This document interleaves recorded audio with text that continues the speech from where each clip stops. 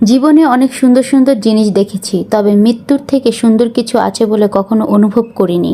একবার ভাবেন তো, আত্মীয় স্বজন কাছের মানুষগুলো সবাই একটা নির্দিষ্ট মানুষের জন্য চোখের পানি ফেলছে, আর সেই নির্দিষ্ট মানুষটা আপনি। যারা আপনাকে একটু হলেও সহ্য করতে পারতো না, তারাও এত মানুষের ভিড়ে একবার হলো বলবে মানুষটা ভালোই ছিল। তো হ্যালো এভরিওয়ান, আসসালামু আলাইকুম। কেমন আছেন সবাই? আশা করি সবাই ভালো আছেন। তো এই তো সকালবেলা বাজার থেকে এই বাজারগুলো করে নিয়ে আসলাম। তো এখানে আছে লাউ আর সিম আর ধনিয়া পাতা আর লাল শাক নিয়ে আসছিলাম। আর বাজারে যে জিনিসপত্রের যে দাম, সামনে মানুষ কি খাবে কে জানে। তারপরেও মানুষের খাওয়া দাওয়া বন্ধ হবে না, সেটাও জানি। এদিকে ইলিশ মাছ এনেছিলাম, ইলিশ মাছগুলোকে সুন্দরভাবে কেটে নিলাম।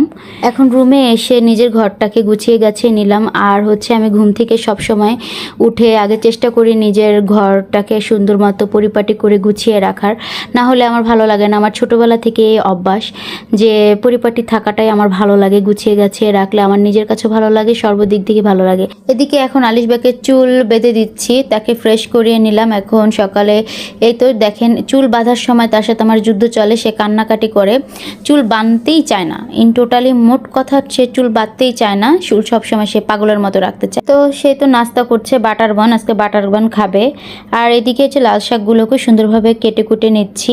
এক ফাঁকে আমিও নাস্তাটা করে ফেললাম। তো আজকের নাস্তায় ছিল তন্দুর রুটি আর সাথে ভাজি, আম্মু এনে দিল, তাই ভাবলাম নাস্তাটা করে ফেলি, তারপর রান্না বান্না করতে আসি। এখন এগুলোকে সুন্দরভাবে লাউ কেটে নিয়েছি এবং লাল শাকগুলোকে সুন্দরভাবে কেটে এখন ভালোভাবে ধুয়ে নিব। এখন ভালোভাবে তো ধুয়ে নিচ্ছি। আর এদিকে লাল শাকগুলোকেও সুন্দরভাবে ধুয়ে পরিষ্কার করে নিব।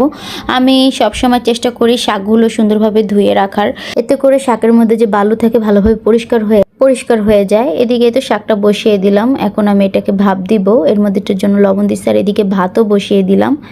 এখন মেয়ে আমার সে মালটার জুস খাবে, বলছে যে সে অরেঞ্জ জুস খাবে, আমি তাকে একটু মালটার জুস করে দিলাম। তো এদিকে রান্না করতে চলে আসলাম। তো ভাবলাম আজকে লাউ দিয়ে চিংড়ি মাছ রান্না করি আর শিম দিয়ে আলু দিয়ে ইলিশ মাছটা রান্না করব। এখন কড়াইতে আমি তেল দিয়ে দিলাম। তো এদিকে আমার লাল শাক ভাজিটাও প্রায় অনেকটা হয়ে গেছে। এদিকে আমি চিংড়ি মাছগুলোকে সুন্দরভাবে ভেজে নিব। আগে থেকে লাউ চিংড়ি রান্না করলে এভাবে চিংড়ি মাছটা আগে থেকে দিলে একটু ঘ্রাণটা আসে। আর লাউ দিয়ে চিংড়ি মাছ খেলে দেখা যায় ছোটো চিংড়ি দিয়ে খেলেই বেশি ভালো লাগে, যেহেতু বড় চিংড়ি তাই আগে আমি এভাবে ভেজে নিলাম, তারপর মশলাগুলো অ্যাড করব। তো রান্না করতে করতেই আমার একটা খুবই দুঃসংবাদ চলে আসে, মানে আমার স্কুলের কলিগের হাজব্যান্ড মারা গেছে। তো আমার হঠাৎ করেই ফোন কলটা আসে, মানে খুবই খারাপ লাগছে খবরটা শুনে, যার জন্য রান্নাটা কোনো রকম মাঝপথে করেই আমি চলে যাই সেখানে। তো সেখানে যে আমার অন্য কলিগরা ছিল তাদের সাথেই, মানে মানুষের মৃত্যু কী জিনিস, হঠাৎ করে মানুষের এক মিনিটের ভরসা নেই, কিন্তু আমাদের কত অহংকার, কত একটা মানুষকে না জেনে না বুঝে একটা কথা বলে ফেলি, অন্যকে নিয়ে বুলিং করি, হাসা তামাশা করি।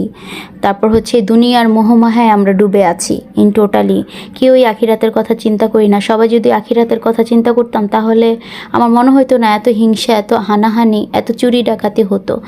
আর আমরা মানুষকে মুখের একটা কথাতেই মানুষ বিশ্বাস করে ফেলি, কোনটা সত্য কোনটা মিথ্যা সেগুলোকে তোয়াক্কা না করে শুধু একতরফা নিয়ে শুধু টানাটানি করি। আসলে আমরা আখিরাতের কথা চিন্তা করি না। সবাইকে বোঝার তৌফিক দান করুক, আমিন। আর এই তো বাসায় চলে আসলাম। বাসায় এসে গোসল করে এখন খাওয়া দাওয়া করে নিলাম, আলিশবাকেও খাওয়াই নিলাম আর কি। এরপর একটু বারান্দায় আসলাম। বারান্দায় এসে এই তো দেখলাম চারিদিকের পরিবেশ, আর ওইদিকে সূর্যও একটু পরে অস্ত যাবে আর কি। আজকের ব্লগটি আবার এই পর্যন্তই। ভালো লাগলে লাইক কমেন্ট অ্যান্ড শেয়ার করে দিবেন। আল্লাহ হাফেজ।